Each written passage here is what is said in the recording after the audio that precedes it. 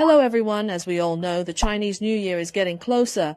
The Spring Festival is getting closer. Our Chinese New Year customs are rich, vibrant, and diverse. Each of them carries beautiful meanings. Today, I'll discuss China's Spring Festival customs on New Year's Eve. Spring Festival customs on New Year's Eve. Posting Spring Festival couplets is definitely a highlight. Everyone gets active. Take down the old Spring Festival couplets. The meaning is to bid farewell to the old and welcome the new by putting up new Spring Festival couplets, red background with black characters, with a balanced structure. Each stroke is filled with hopes and dreams for the new year. They will also paste the character Fu, but there's a trick to this character Fu. Many people will intentionally paste it upside down. Homophonic blessing. It's just good fortune being delivered right to your home. The New Year's Eve dinner is a symbol of family reunion. The whole family sits together, a table full of delicious dishes. Fish is key dish, meaning to have surplus annually. Dumplings are also a must.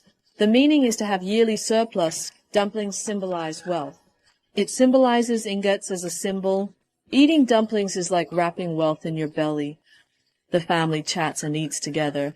Laughter and cheerful voices.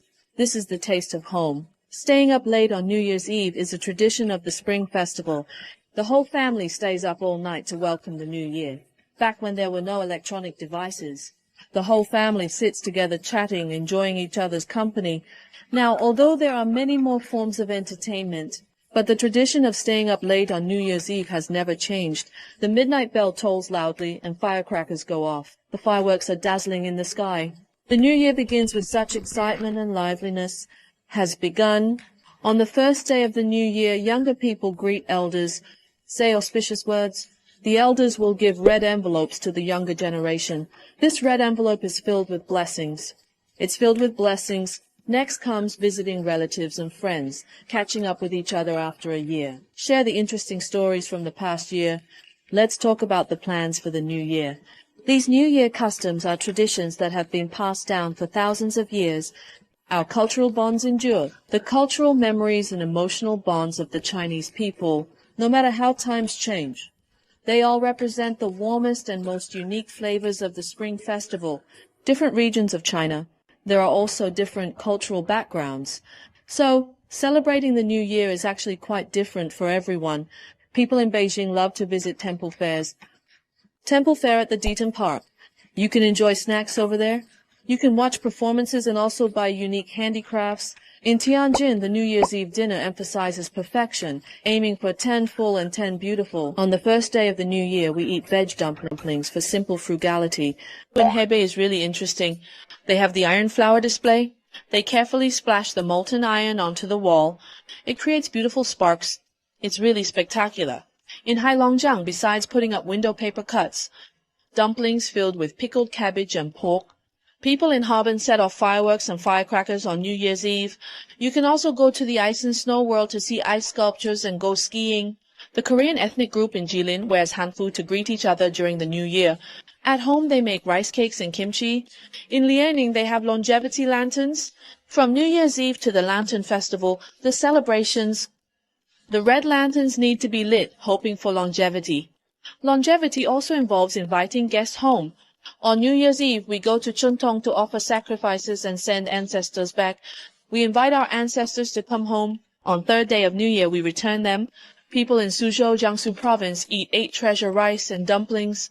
What we seek is a complete reunion. The Lantern Festival at the Confucius Temple in Nanjing is also very famous. The Qinhuai lanterns are a special feature. In Zhejiang, during the New Year and temple fairs, people love to watch local operas. Hangzhou eats tangyuan, Henan fares lively. It symbolizes family reunion. The temple fairs in the central plains of Henan are also very lively. And then there are the Kaifeng Longting temple fairs. On the 23rd day of the 12th lunar month, they also worship the kitchen god. The offerings to the kitchen god are placed on the stove. In Henan, a dragon dance with lanterns. It's like the dragon dances along with the beat of the drums. People in Hunan eat preserved meat rice during the Spring Festival. I hope life is sweet. In Guangzhou, Guangdong, visiting the flower market during the Spring Festival is a must. Buying flowers symbolizes prosperity and good luck. There's dragon dance, lion dance, and they also eat hair moss and other auspicious dishes. During the New Year, the Zhuang people in Guangxi hold singing events. There are also songs from the Zhuang people in Nanning. Zhuang parents choose salary, picking up stones that look like livestock, hoping for prosperous livestock. In Hainan, there are the Bingkai Snow Festivals, the parade of carrying the deity statue, and then there's the dragon and lion dance performances. On the night of the 7th New Year, Shanxi locals gather by the stove. I had sauce noodles. When putting up Spring Festival decorations, ensure symmetry and festival rhythm. During the Spring Festival, there are activities like chin opera and folk performances. There are the 9-bend Yellow River lantern arrays used for blessings. The Uyghur people in Xinjiang, families eat pilaf during the Spring Festival. It symbolizes a bountiful harvest. People in Sichuan eat spicy hot pot on New Year's Eve. In Chengdu, temple fairs and face-changing performances. The small ethnic groups in Yunnan. During the Dai New Year, they send blessings with fresh flowers and water splashing. Guizhou Ancient Town Spring Festival has Naxi music performances. The Miao people in Guizhou dance during the New Year. And then there's the bullfighting competition. Fujian's New Year is vibrant. China is a very large country. The places where the New Year vibe is most indulgent can still be found in Fujian. Fujian always has various beautiful fireworks and firecrackers echoing through the streets and alleys. There is also a grand deity worshipping. Many young people returning home gather together. Together we completed the deity worshipping ceremony. So before it starts, the various performance groups will gather together, from dragon dances and lion dances to drumming. It's incredibly lively. After the ceremony begins, the villagers carry the deity's worship in their village and carry the deities inside. The palanquin makes a round through the streets, receiving worship from everyone. The meaning is to remove disasters and bring good fortune. When the main palanquin passes by each household, editing signifies wealth attraction. Fujian people enjoy it. The whole ceremony takes several hours, but the people of Fujian enjoy it in their hearts. This is not just a Spring Festival activity. The Fujianese still exist, a faith that is etched in the bones. If you get the chance, you should go to Fujian and see it for yourself. Where in China are there the most deities besides heaven? That's Fujian. When everyone starts going to work, the people of Fujian have come alive. The faith of the people of Fujian has a particularly long history. There are over 1,000 deities with names and titles, praying to Mazu for safe sailing. There's also Master Pei, who can attract wealth and treasures. There's also a popular group online called the Young Masters. Because of this deep-rooted foundation of faith, the spiritual activities are thriving. Like other folk customs, they are slowly disappearing. It's getting more and more popular. In Changle, Fujian, there are over 40 villages. The time for celebrating spiritual activities varies from place to place. The festivities continue to be lively all the way until February. On the 2nd, amidst the tightly packed spiritual procession, I completely witnessed their spiritual journey. There's something really interesting. If the people of Fujian get up early in the morning, most of the time they go out for the spiritual procession. Before the deity want to go out and have some fun, communicating with the deities in a special way, one positive and one negative. It represents agreement. This is called inviting the deity. The procession is coming out of the temple. The spiritual procession officially begins. The one leading the way is the horseman, the guide. The one who clears the way is called the horseman. It's also called the guiding deity. He was hit by the whip. It means good luck in the coming year. The deities protect the main deity. Next up are the many gods. They are the protectors of the main deity. There are also drum and gong teams and groups performing opera nearby. The procession weaves through the streets and alleys, accepting people's blessings and worship. It's as if there are really deities present, able to protect everyone and keep them safe. These people carrying the heavy 80-pound drum tower, from morning till night, not lazy at all. Joining the God Parade is proud. Participating in the God Parade is something to be very proud of. The God Parade team.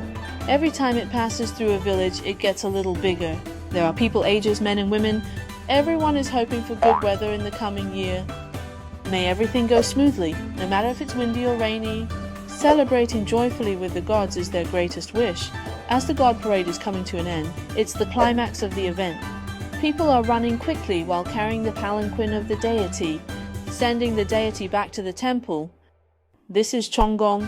As the saying goes, it's easy to invite the gods but hard to send them away. When sending the gods away, we use the same method. Ask the gods if they want to go back. Some gods are playful and don't want to go back. Everyone has to keep going with the parade until the deity wants to go back.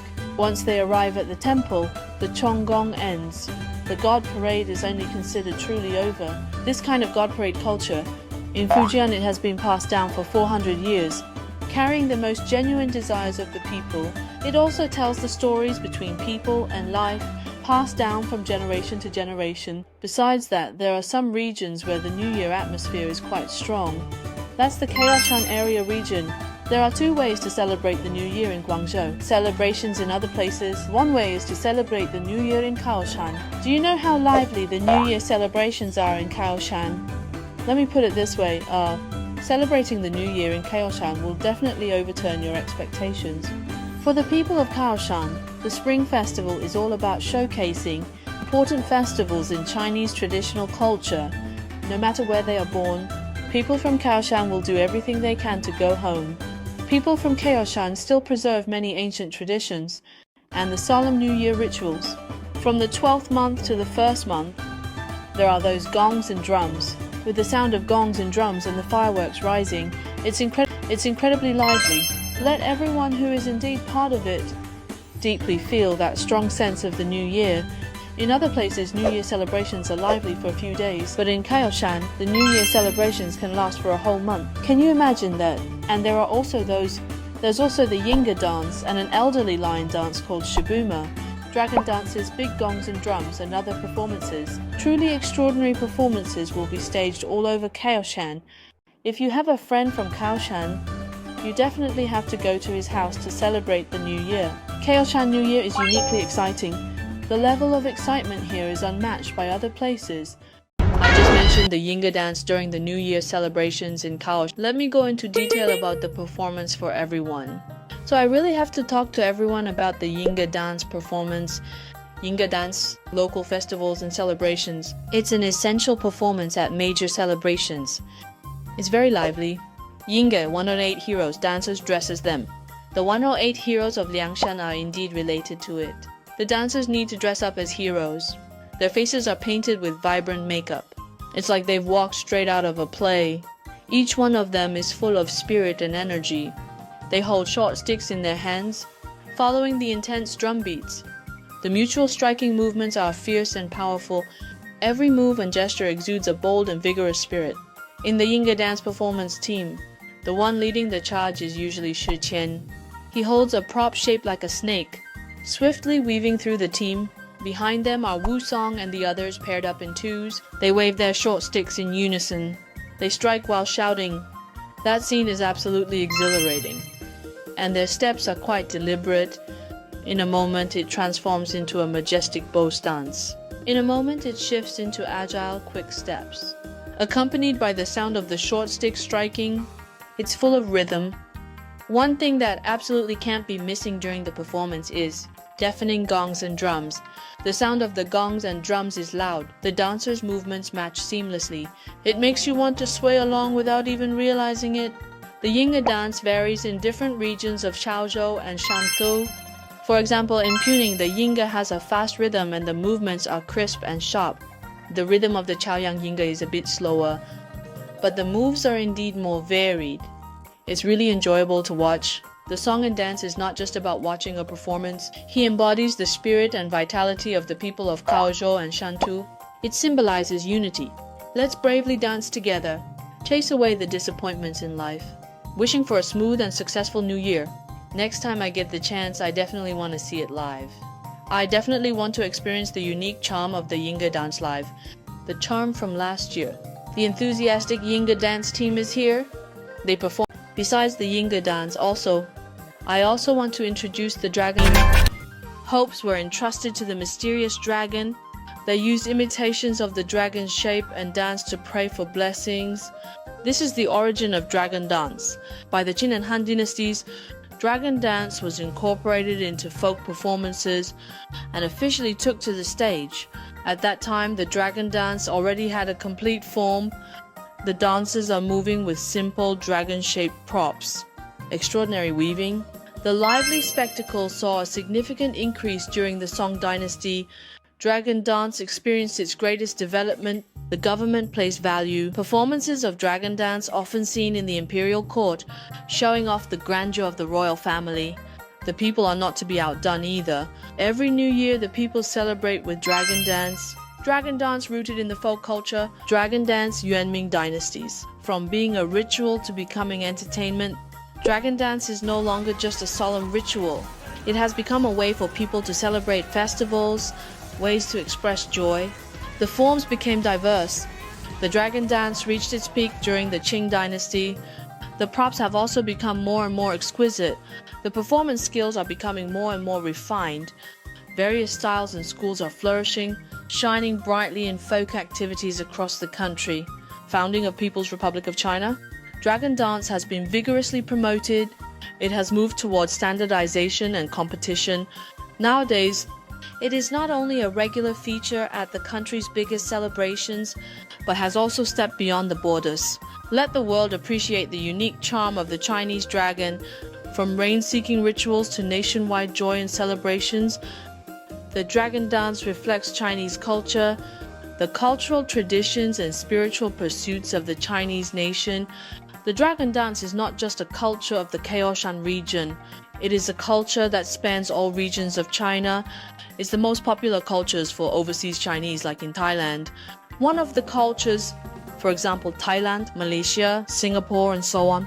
How do you celebrate the Spring Festival over there? And when it comes to celebrating the Chinese New Year, how do you celebrate it? Is there anything else special? Programs or segments? You can leave them in the comments section. Let's interact and chat with each other.